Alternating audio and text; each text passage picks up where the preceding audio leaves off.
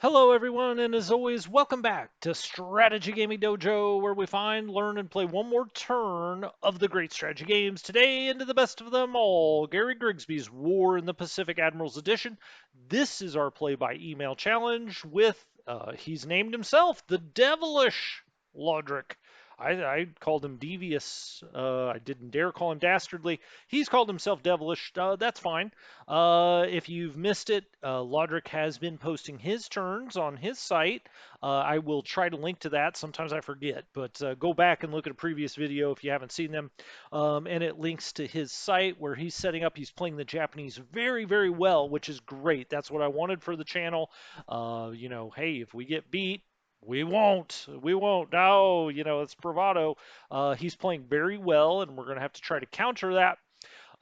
Let's get this is the combat resolution for January 12th and January 13th, 1942. We've really tried to get it in hand. All of sort of the cargo losses we were taking, we've changed tactics on that. So let's see if that plays out. We also have his carrier fleet out somewhere in the Bay of Bengal. Let's see what happens there. We don't know where his other major carrier fleet is. At the start of the war, we're a month, getting to be a month and a half in.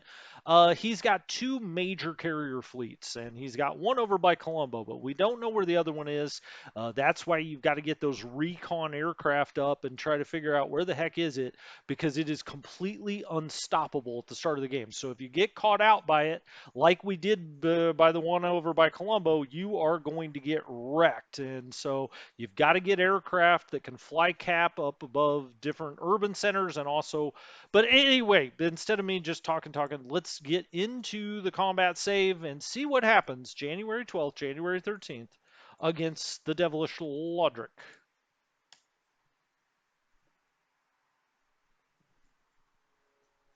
Now, what I'll be looking for here, he's got troops at Clark Field in the Philippines, and eventually he's going to attack Clark Field. Now, he's just been sitting in the same hex there, kind of gathering himself, but it's only a matter of time before he attacks us at Clark Field. That was various ships coming into Rabaul, which he has already taken. That's not an invasion, he's already got it, and the game goes through. I forget how many phases there are to each turn. We're reacting to a submarine that was just off Hawaii. We have a lot of destroyers out there, so I don't feel like he's going to get the jump on us with a bunch of submarines because we've got, three destroyers for every submarine he could possibly have out there. Now, that doesn't mean one doesn't sneak in on us. That's always a possibility. There's really nothing you can do about that if you give everything the appropriate amount of escort.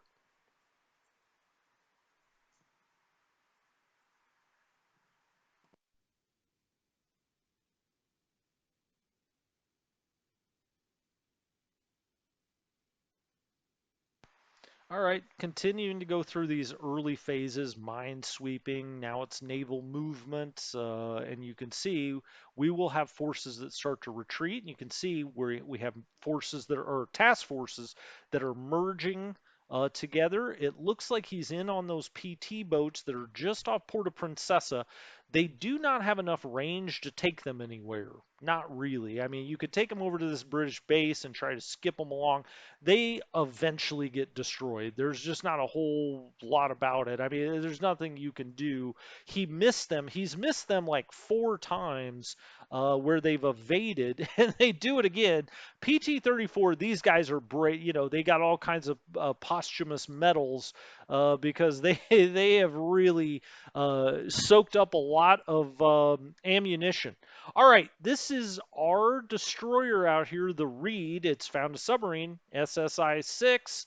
Let's hope they maybe got a couple of hits. You could see the depth charges go down, and sure enough, we get two hits in on the SSI 6.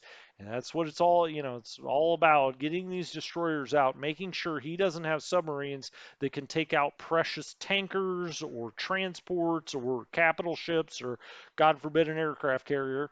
And so you got to get those destroyers out really working hard. And there we got a couple of hits. Now, Fog of War, you don't know if there's going to sink, if it's going to limp back home, if it makes it home. We've seen several of our subs that have, of course, taken float damage and they end up sinking. Obviously, if you get hit in a submarine, you're really pushing your luck to make it back to home port.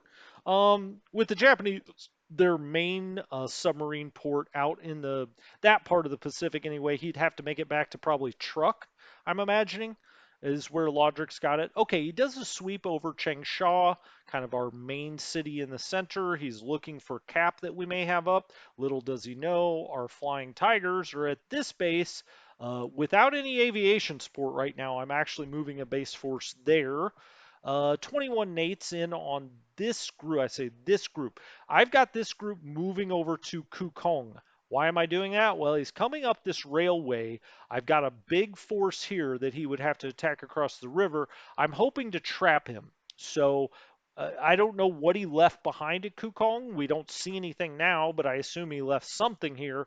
We're going to try to sneak around behind him, take this base and well, it wouldn't completely cut him off because I think he can get some supply this way, but I also have this force that um, or there's a force right up here. You don't see it on the map now. I have it moving over here onto this road, and we're going to try to completely isolate this big force that he's got out here. All right, now he's bombing in to the fort. Again, I brought a lot of stuff to this fort. That's Hengyang. I brought a lot of stuff in here. He's going to start bombing it, of course, because that's what Lodric does. Another sweep with zeros out over Changsha. Now he's bombing these poor bastards out here in Malaysia. They've just been. I can't even believe they have men left, but we keep damaging aircraft. I don't know how many of those he's losing through operational or otherwise, but that's fine. I mean, there can't be more than a couple hundred men left out there. Zeros. We had flying tigers out here, and we get really wrecked. Now, you don't often see that. He must have very good pilots in with these zeros up here looking for our flying tigers because these guys are good pilots. These are good planes. Usually they take like one loss. The Japanese take six or seven. Well, that might be a little much, but it's usually 3-1 in our favor. Not the case there. And that hurts. I mean, you've only got 70 or 80 of those planes. Five Nels in to Southeastern China here, the same group that has just, we've talked about them ad nauseum. These guys are coming out of Loyang and Chengchao. We had them step out, trying to cut down on some supply. They continue to take casualties as they just get bombed into a different.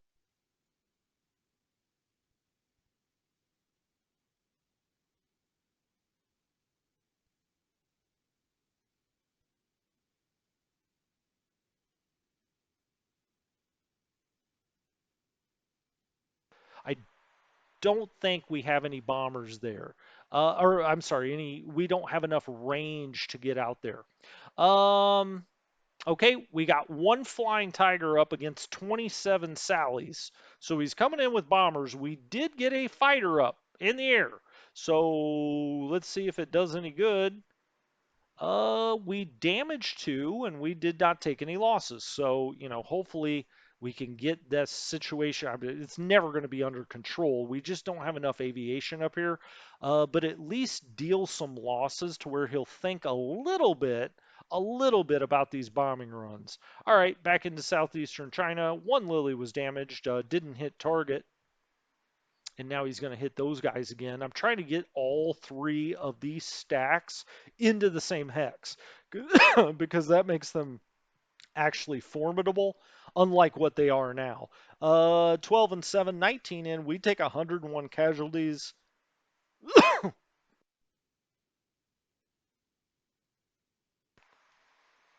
Back into southeastern China here. 12 ands. Okay. It's just never ending. No losses on either side there. This group is just south of Nanyang. Now the problem is this. I think this group is bigger than what we've got, and as the Chinese, that spells disaster. He's starting to bomb that, and I'm trying to get them out of here. I'm trying to get them over to this hex. Let's see if we can do it. 18 IDAs. You can see the ground on fire. We damaged 2 planes. We took 14 casualties. I think we'll generally take those kind of stats if we can. 5 Tojos over Changsha. That's just a sweep. This is that group going over to Kukong, trying to get behind him. We take no losses there. Now he's bombing into, what did I say? This is Hangyang. Hangyang. Okay. 1 Oscar. That's all he had over there. Now he's bombing this group. We did not get any flying tigers up here. They're probably tired. They have flown some missions now. Okay, 2 damaged planes, 28 casualties. Again, depending on what kind of operational losses he's taking on those, we'll take that. 36 ANs in on this group. No losses. We took 8 casualties. So actually, the casualties have not been nearly as heavy this time as we have seen in previous turns. That's for certain. 34 Sallies in on the Malaysian crew here. 23 casualties reported out on the ground. And then they get hit again because of course they do. What fun would it be if these guys I think when he finally attacks them with something, there's not going to be anything left. It's going to be like the husk of a counter out here. 3 damaged planes again for 6 casualties. We'll take that all day long because some of those on the map are not going to make it back. This is north of Pao Tao, that same group that's trying to get out. He takes 3 more damaged planes. Now, 110 casualties is a little, that's a much closer call.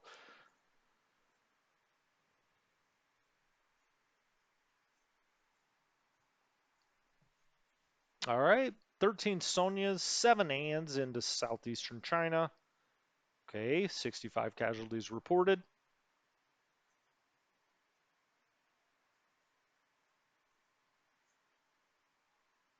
16 Idas into this same group.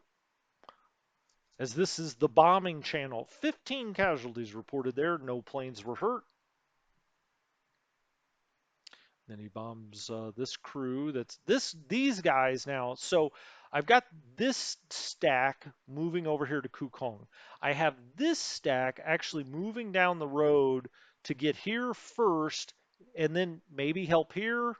Maybe I don't know. We'll see if they can make. I mean, after this bombing, who knows what'll even be left.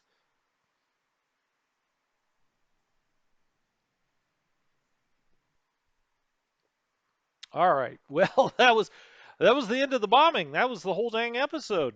We're still just on January 12th. He's got a whole nother bombing campaign to go this turn. All right, we're spotting. We keep spotting 7 Japanese ships, 9 Japanese ships, 8 Japanese ships. I mean, that seems to be an awfully big number, and we keep spotting them over and over. Now, there is definitely fog of war here. You'll spot things that, don't exist. People call in the wrong information, etc. But it would just turn after turn, we keep spotting things out there. 16 casualties reported. Now, it could be subs. It's possible we're just spotting them surface, but it seems like maybe he's got a little something more out there. I don't know. It's weird.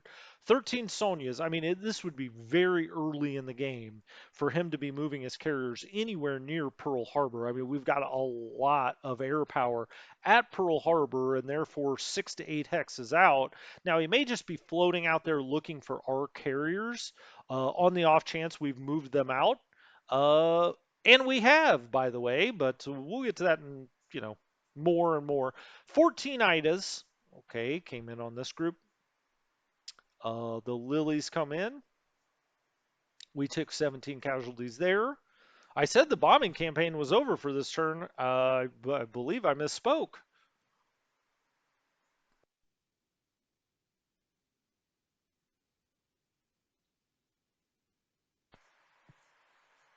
Lots of recon, lots of sightings. I think if he hasn't already landed at Davao, that's coming up in Mindanao. So the southern part of the Philippines, the southern island Mindanao, uh, he will, be landing there soon. He's almost taken the northern island of Luzon. Okay, now the aircraft are finally landing. My gosh, how much? How many aircraft does he have? A lot. The Felix Rousseau sinks. So one of the transports that got hit out there by his carrier task force that's near Colombo has now sunk. All right, there's that SSI 6 again. We've got destroyers on it again as we try to, and we hit him again. All right, excellent. So if we can, the Japanese don't have a lot of submarines, not in comparison to the Allies, especially eventually. But it's very hard for them to replace submarines. They don't get a whole lot of them. So every sub that we can take out really makes a difference. And we've now hit that one 3 times on this first day of the turn, January 12th. And that could be what we're seeing out there because we're continually spotting quote unquote ships. Okay, he's attacking this group finally. We have, I don't know, let's call that 370 or so. He's got a lot more strength than that. And we're going to retreat into Chengchao. So they just got the hell out of there. Let's see what the numbers were. Wow. Okay. He had 37,000 troops in that group. Wow.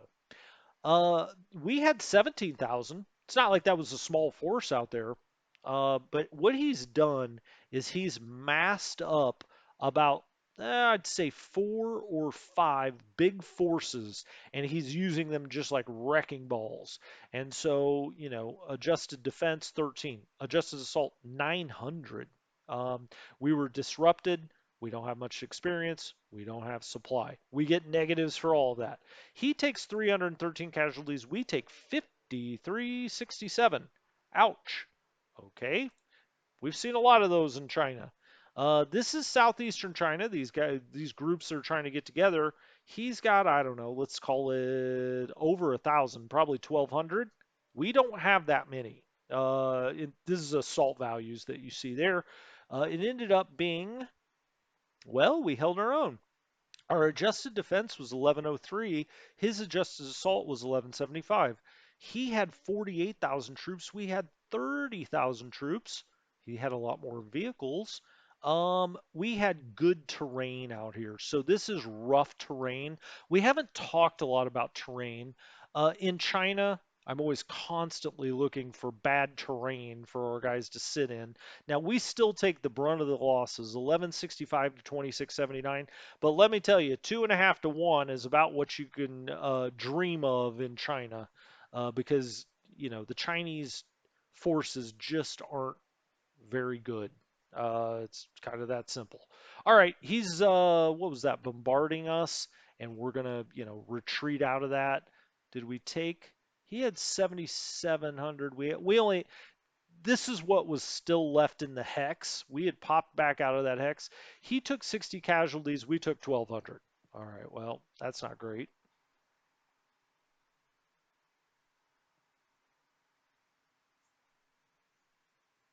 All right, now we're just expanding our fortifications.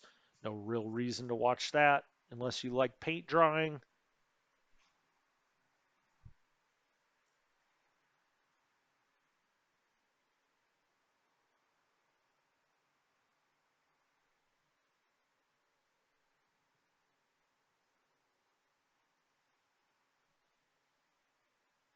And it's nighttime again. It is now January 13th, 1942. In the forecast out here, anyway, in Babel Dawab is rain. Moonlight is only 14%, so very low visibility for any kind of night raids, which always helps us because the Japanese are so much better at fighting at night early in the war. Um, they missed us again. These PT boats will go down in history. The bards shall sing of these PT boats.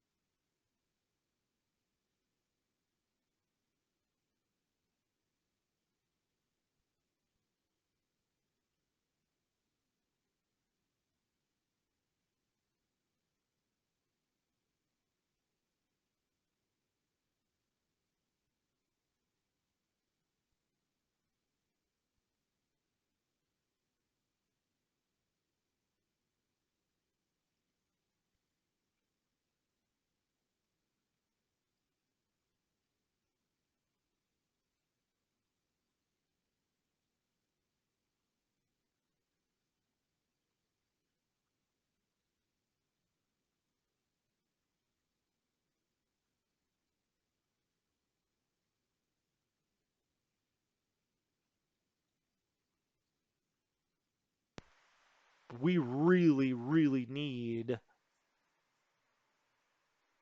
that to be the case. Sorry if the sound went down just a little bit there. I actually had it on mute, but I think that hopefully the computer picked that up.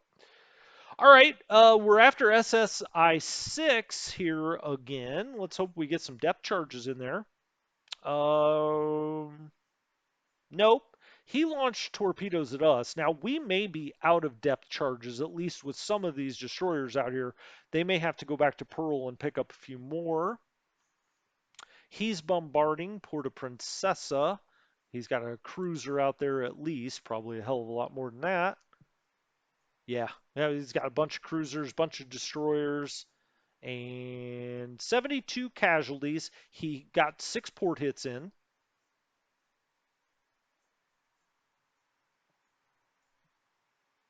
All right, that's kind of the night phase, which is like the morning, overnight. It's like midnight to 6 or 7 a.m. And now you see the sunlight return. A lot of rain on the map right now. Loading, unloading task forces.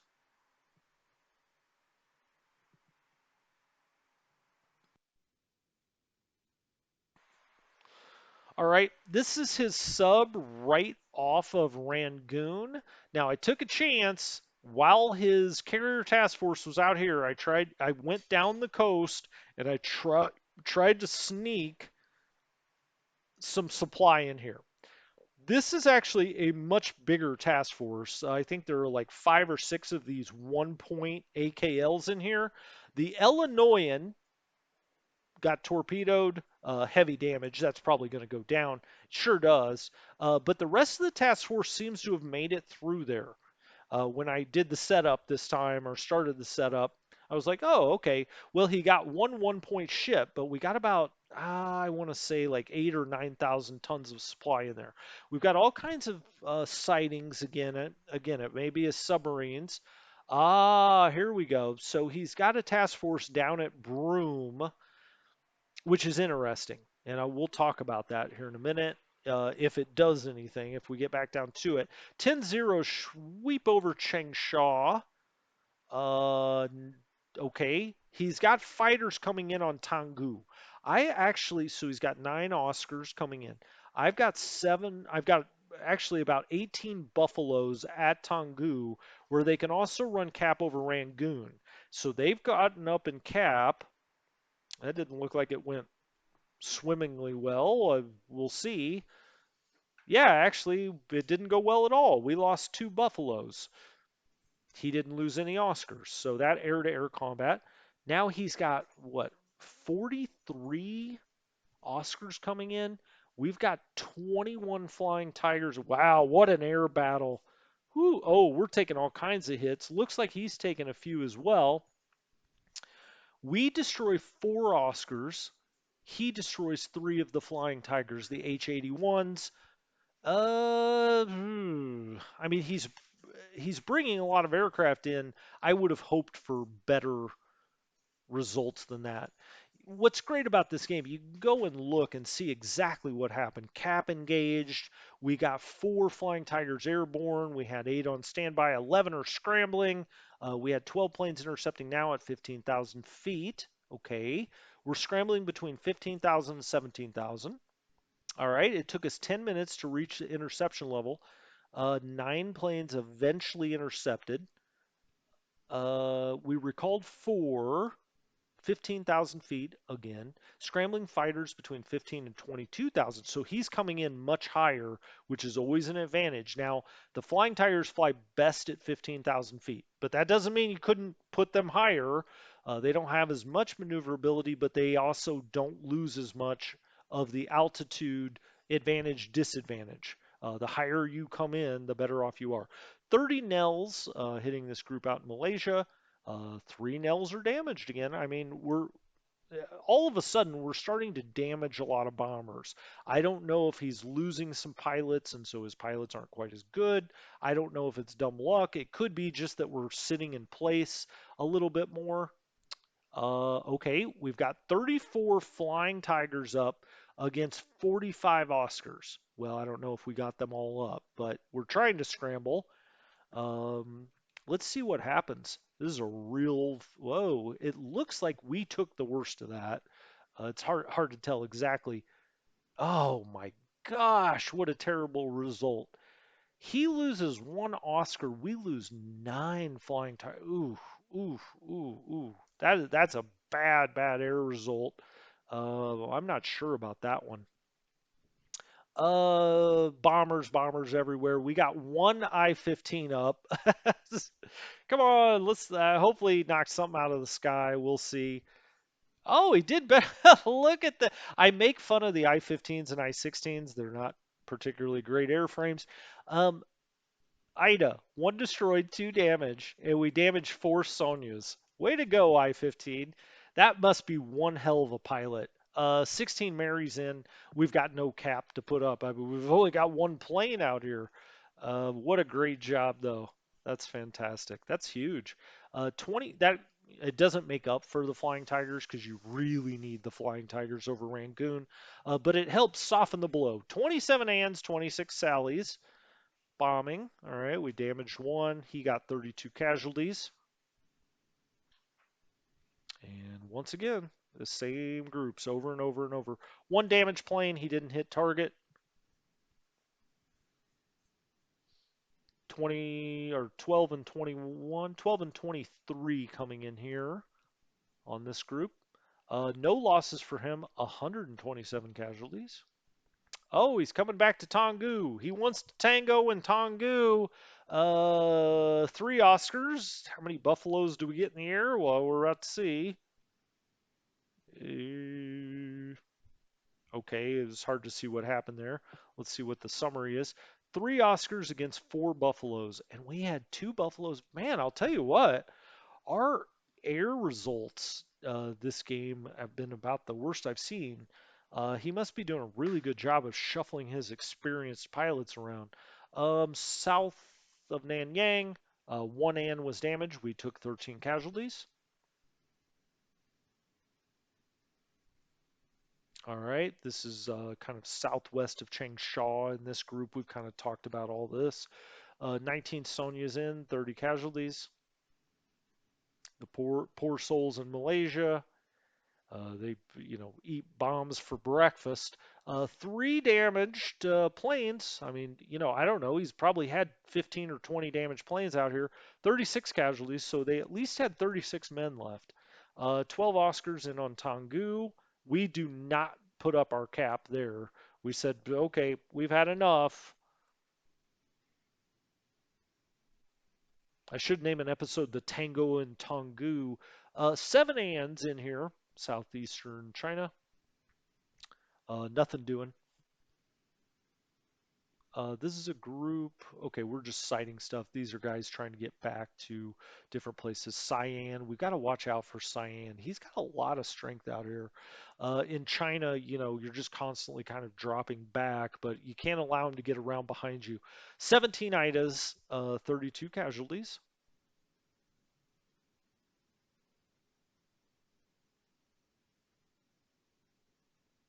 All right, lots of sightings.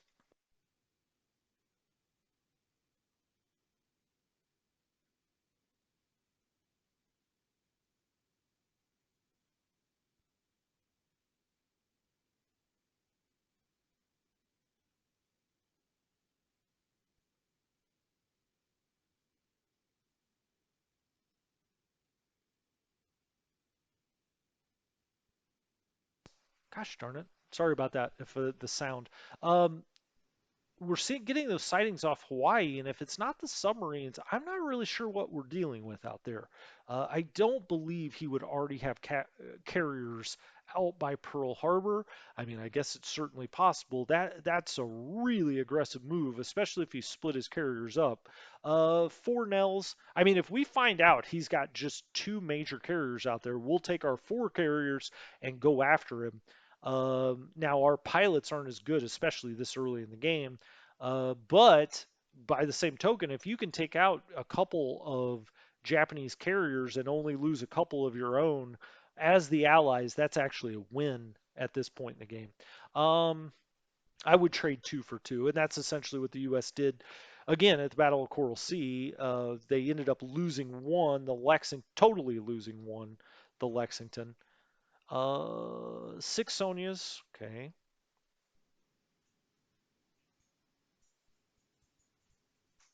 Japanese aircraft over Rangoon. All right, these are just sightings.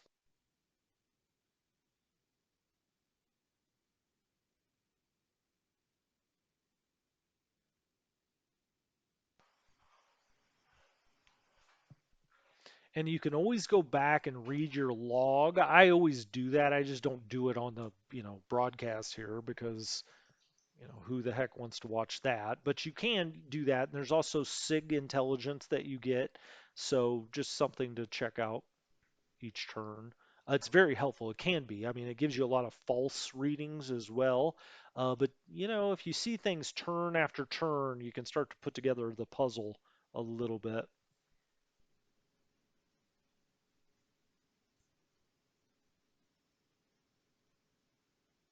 All right. Looks like that's a lot of the naval action. Now we're into the land move attack phase, the naval and bombing action, naval and air. Now we're into the land phase. He's attacking this group in southeastern China. Now he's bombed and bombed and bombed. We've got a fairly large stack here, a decent stack here. This is a decent stack. They're not going to well, I said they're not going to be able to stand up to it. I was wrong. Once we adjusted this out, because of the terrain, we get the plus. The attack odds, the adjusted attack odds became okay. I mean, it was only 2-to-1 losses. You may say, Dojo, like, you're taking 2-to-1 out there. Yeah, I mean, Japanese early in the war against the Chinese, you certainly will take 2-to-1. I mean, he's oftentimes getting, 8-to-1 or 10-to-1. All right, now we're expanding. So I think that's going to do it. All in all, this was a pretty positive turn. We started to hold our own a little bit on the ground in China, a little bit. I'm not going to oversell it, believe me. We lost a cargo ship. I think the Japanese potentially lost a submarine. But overall, there wasn't any big action. We got lucky that those two light cruisers that were out in the Bay of Bengal, they have seemingly avoided his carrier force. Now, that carrier force probably has to go back and refuel somewhere. It came all the way out to Colombo. That's a long ways for a carrier task force, even if he's got refueling ships with him. So he may just be, heading back home to refuel, may give us a little breather. We'll see. I mean, let's hope. Let's let's certainly hope. But we did lose that cargo ship in, but that was kind of it. I mean, we didn't lose hardly anything. We damaged a lot of planes this time. I would say the downside of this turn was certainly the Flying Tigers. Part of that could be I did put some younger pilots in, and they may be the ones that are losing airframes when they go up. They haven't had a whole lot of time to train, but you're not given that many pilots. Uh, and it's gamey to take too many pilots or experienced pilots anyway from the reserve into the Flying Tiger. So I try not to do that. With the way Lodric's after us here, I mean, it's not against the house rules, so we'll see. No, I'm not going to do that. But so I do have some younger pilots in there, and I'll be curious to see if they're the ones that are losing the air battles. We'll check that out. You can see we just got a new brigade in at Aden. There are two Australian units that are going to show up this next turn that are very helpful. We're also going to get another British cruiser soon, but we'll talk all about that in the setup. Anyway, this has been Strategy Gaming Dojo. Thanks for joining me. When we come back, we'll be setting up the January 14th turn. Again, thanks. I'll talk to you next time. Have a good one.